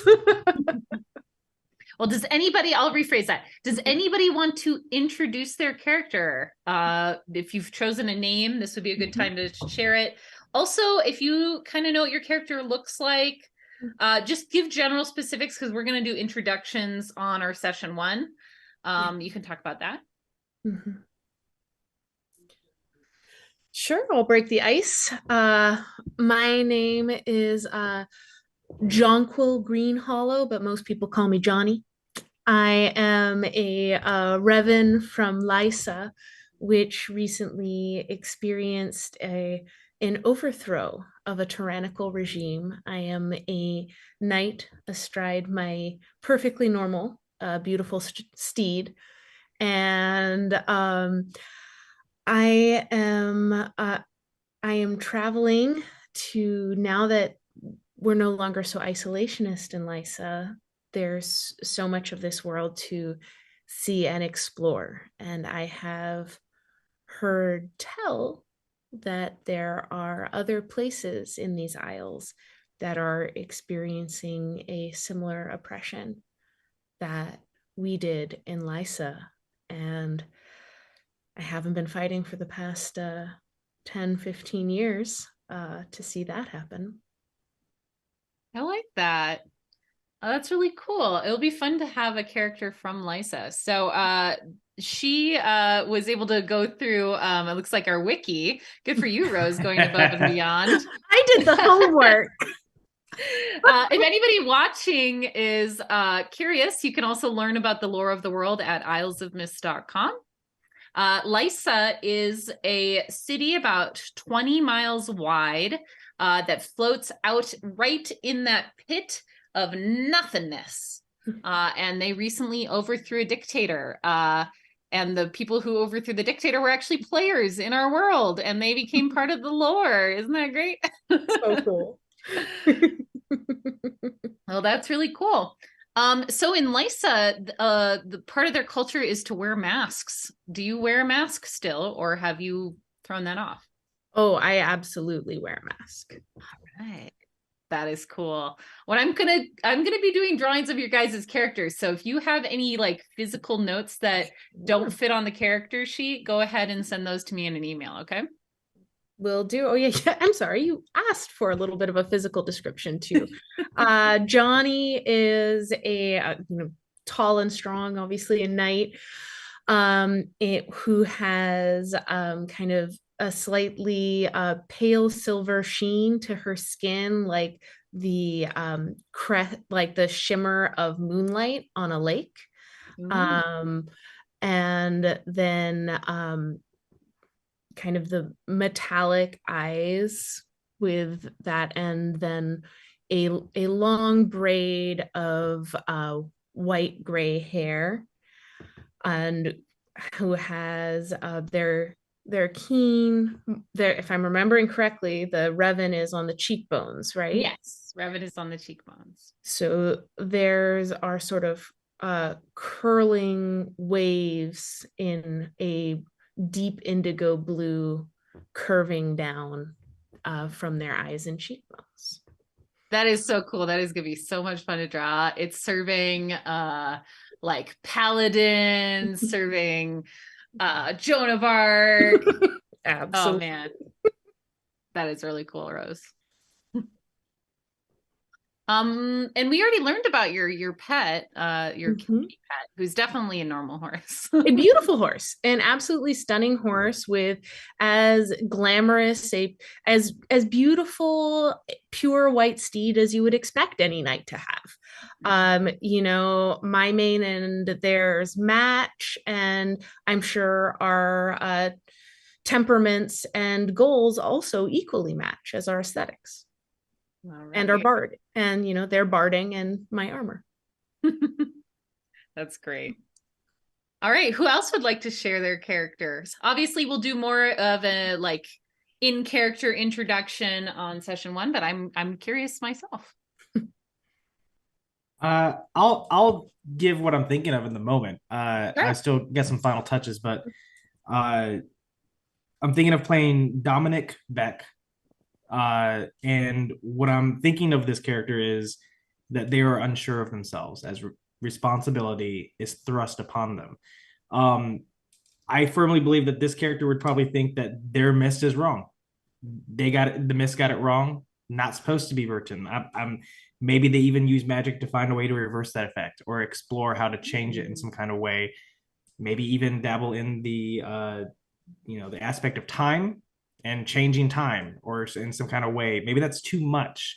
But the idea is to find a way to explore using an airship and finding ways to learn things about the mist and see what they could do to alter what has already been done. But yeah, unsure of themselves, may not be as commanding at first and needs to learn to live up to that or find a way to change it. Okay. Oh, I love that. That is a really cool character concept, and that's going to be fun to play with too when building the campaign, like some of those motivations. Thank you. All right. How about physically? What do they look like? Well, so I'm thinking on the shorter side. I'm thinking like maybe 5'6". So they're not super tall. They probably have short hair, maybe a fade on the side, pretty youngish looking for the most part. Maybe probably no facial hair, as it's maybe customary to not have facial hair for that kind of person. I'm still debating what the markings might look like. I love the when I was looking at the pictures, I love the second image on the lower row. I thought that was really interesting. I might play around with that as far as the style of it. But I would say as color wise, probably definitely red. In that red tone. Slender. Probably no muscle. Their strength is 2, so they're not carrying anything. They probably don't want to carry anything. They might have people carry stuff for them. I'm unsure yet. But yeah, that's what I got so far. A small, scrawny guy.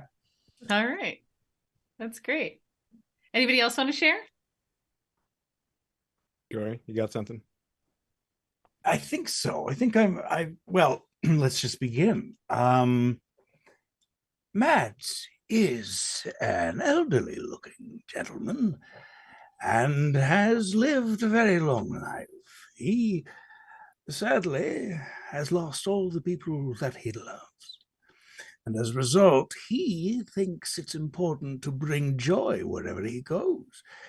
Think of him more as a Don Quixote de la Mancha kind of character. Not so much that, the physical attributes, although he is lean and swashbucklish. He's more of a man of the mind and of the heart and of minding the heart. I know you don't mind. I can see your heart on your sleeve. Anyway, yes, and he loves. He's no longer in fear of things because he's experienced the most fearful things a man can ever experience. And so he is full of wisdom and wisdom, being a wise ass, because fun is most important above all. Laughter is the best medicine, unless there's a sword thrust into your gut, and then it's probably magic. Oh, that must hurt. Yes. Oh, I love it. That is such an interesting Saren character. I've never had a build like that before. Yeah, the kids don't tend to want to play older characters for obvious reasons. So this is great. This will be really fun. That's the hope. All right. Oh, and you have an otter, don't you? I do. Yes, this is Crusher, my otter, who loves to sleep around my neck. But in battle, he's Crusher. But in real life, his name is Beverly. But when he wants him fierce, he is Crusher. Oh, that's great. We're best friends, by the way, just in case you're wondering. Just Besties forever. Besties forever. I like the idea that Utterly he climbs ridiculous. up on your shoulder. Does he climb up on your shoulder? Oh, absolutely. Absolutely. Yes, we use each other as a pillow. Oh, I love that. And when we sleep, we do hold hands. Come suck. Yes. I mean, they are an otter. Ugh. Anything else would be cruel. One of my favorite things about this system is that you can start out with a pet. Just like right out of the gate. Honestly, it's so important to me. Therapy. It's a therapy pet. Yeah, therapy pet. And that, by the way, Beverly Crusher was thought up by my brilliant best friend, Melody McClellan. So that's, yes. I didn't even put Beverly Crusher together, and I am the hugest Trekkie. What is wrong with me? Oh my You're God. thinking about Isles of Mist, not other universes right now. You're I'm focused, sorry. Callie. But now I have to go watch Next Gen just so I can keep my nerd card activated. Well, a group of otters is called a bevy, right? Is So, it? Perfect. Learning things today. We're already layered as characters. All right, Chad. Last but not least. Hello, my name's Kyburn Sky Smelter. I'm about 5 feet both directions. He's got two sure. erections. Oh, sorry. I just gotcha.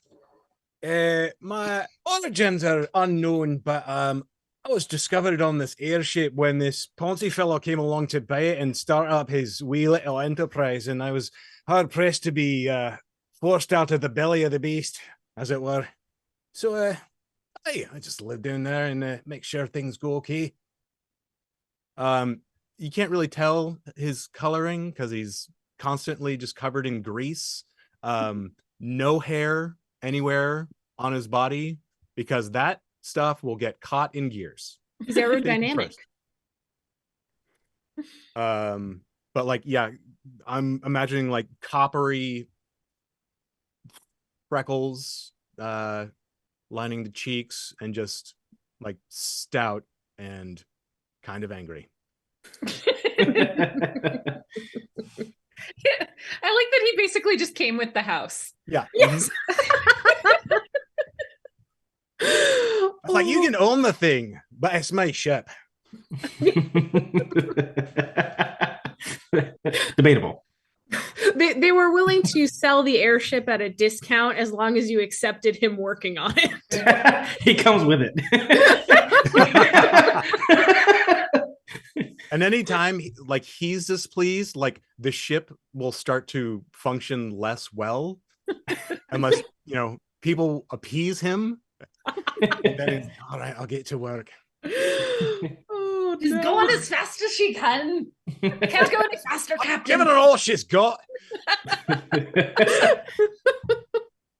Speaking of Star Trek. Right? All right. Well, that is a motley crew. I'm really excited to see where this is going to take us. I'm really excited to sit down and start typing up notes and making adjustments to the plot for your characters.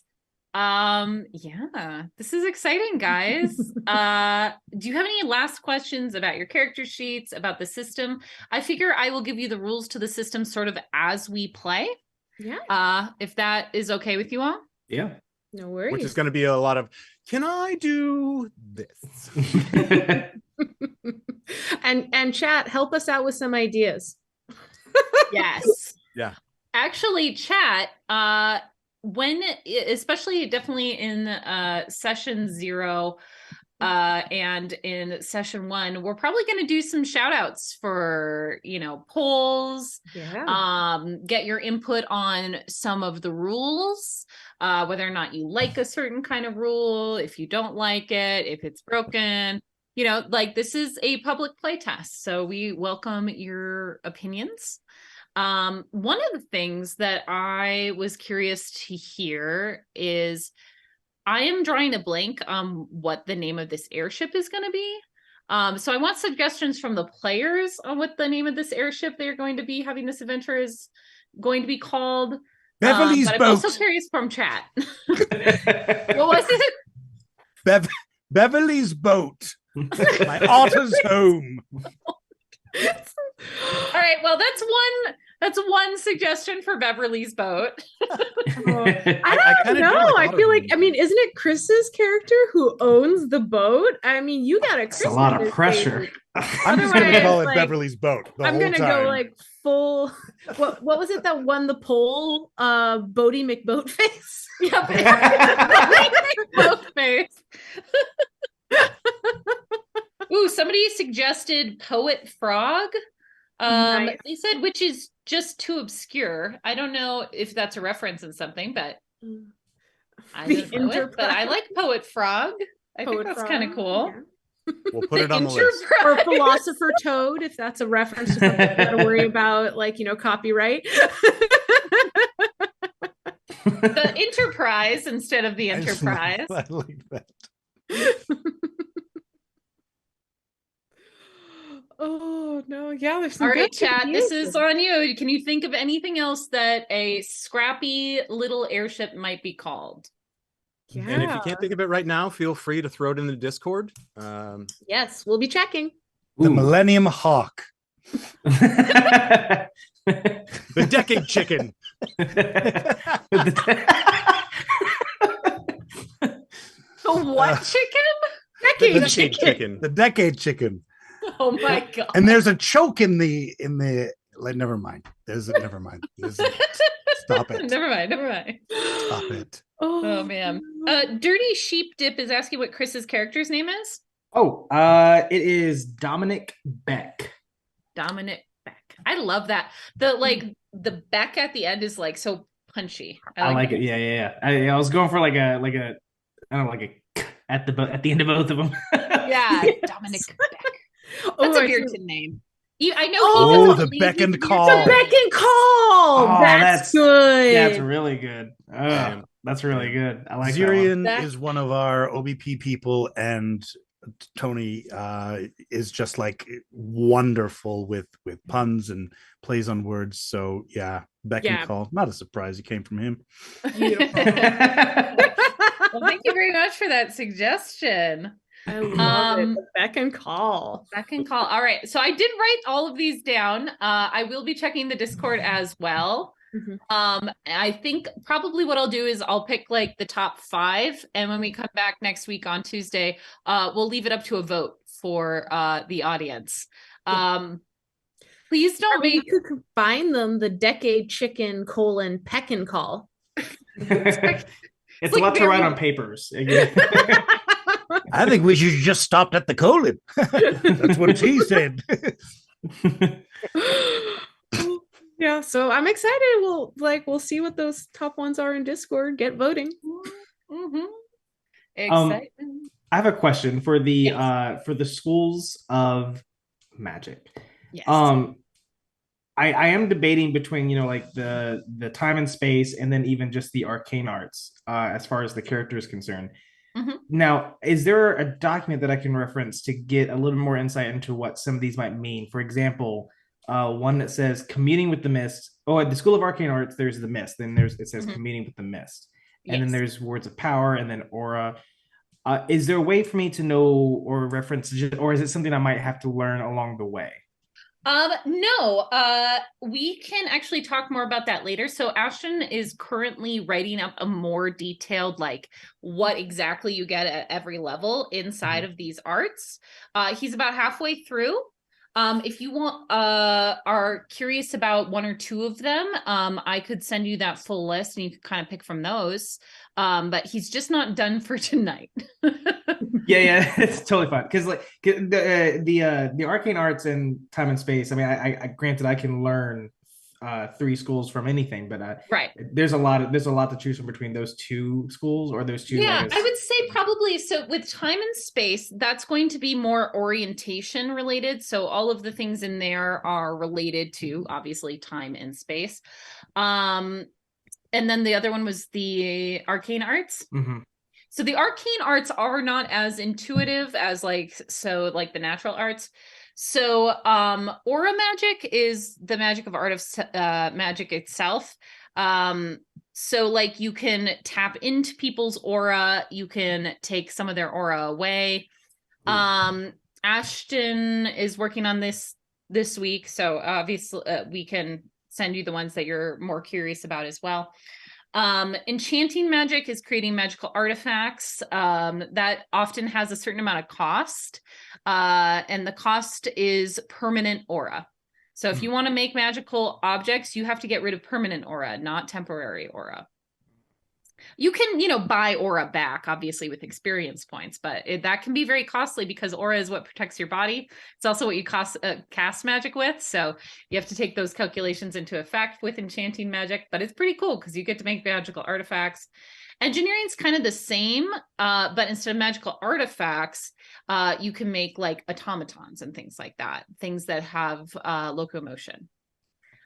Mist magic is knowing about the mist, communing with the mist, and traveling along mist paths. So there are paths. It's sort of like a combination between teleportation, a combination of like knowing when mist storms are going to happen.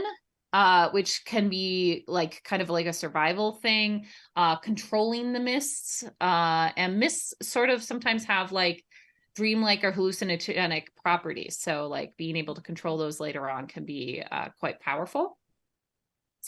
Summoning magic, you can summon beings or spirits and commune with them, gain secret knowledge. Sometimes summoning magic, you can summon. Oh wait, no, swarm is summoning creatures, but yeah, summoning is normally speaking with natural spirits or spirits of people who've passed. And words of power are creating binding oaths or curses. So that relates to the will of others. But so it's kind of like mind magic, but a little bit more nuanced. Think of like magical oaths between like the Fae and things like that. I like the I agree with Ashton. When you were describing the missed one, that seems like a really good one to pick out of the three that I'm going to choose. So I'll probably stick with that one just to give you guys a heads up. I'll debate the other two later on. All right, sounds good. Yeah, and you can pick two, so that's good. Yeah. Any other questions about arts or your specials or anything like that? I think got to kind of try and see what happens and kind of see what we've come up with come next Tuesday. And if it turns out that the character build doesn't quite work for what you're going for, whenever we do XP or whatever we have downtime, you get a free like rearrangement of your character, because this is obviously a system you guys haven't played in before, and we want to make sure that your character sheet and attributes and everything match what you're going for, because you might be like, oh man, my willpower is so low, but I actually think I want to be more of a caster. Things like that are allowed to be adjusted. Nice. Thank you. I mean, you're just really all in on this, making it like such a desirable fantasy. First, we don't age past 30, and now we kind of get like actually, that's not working out for me. Can I get a full redo? Well, here's the thing, especially with a system that's geared toward a low barrier entry for children. Children are terrible at building characters sometimes. Oh, same. They're not always great at following rules or listening. Sorry, what was it? Made to be broken. I mean, it depends on the kid, obviously, but we try to make it as easy as possible. I love it. It's really accessible. I gotta say, like when I was looking through the PDFs you shared, it really was very intuitive, very easy to follow, very clear. I'm really excited to kind of see. And I feel like we're seeing too, even here, the wide variety of characters that you can make within this system. And including kind of pushing back against the system itself. Like, we got people leaning into their mismarks, pushing back against them. There's like a lot of wiggle room, a lot of creativity, and I'm excited to see where everything goes. Yeah. And part of, like the world only having a history of 80 years means that the world isn't even known by the people that are in it. So there's a lot of exploration to be done. And you guys in this campaign will be able to affect this world. So anything that happens in this campaign will be written about in the wiki if it has any permanent consequences. So no pressure. No pressure. Challenge accepted. So if you create a villain, become a villain, or defeat a villain, that will be in there. If you destroy like a priceless heirloom, that'll be in there. So consequences. Oh no. I take back what I said about it being a fantasy.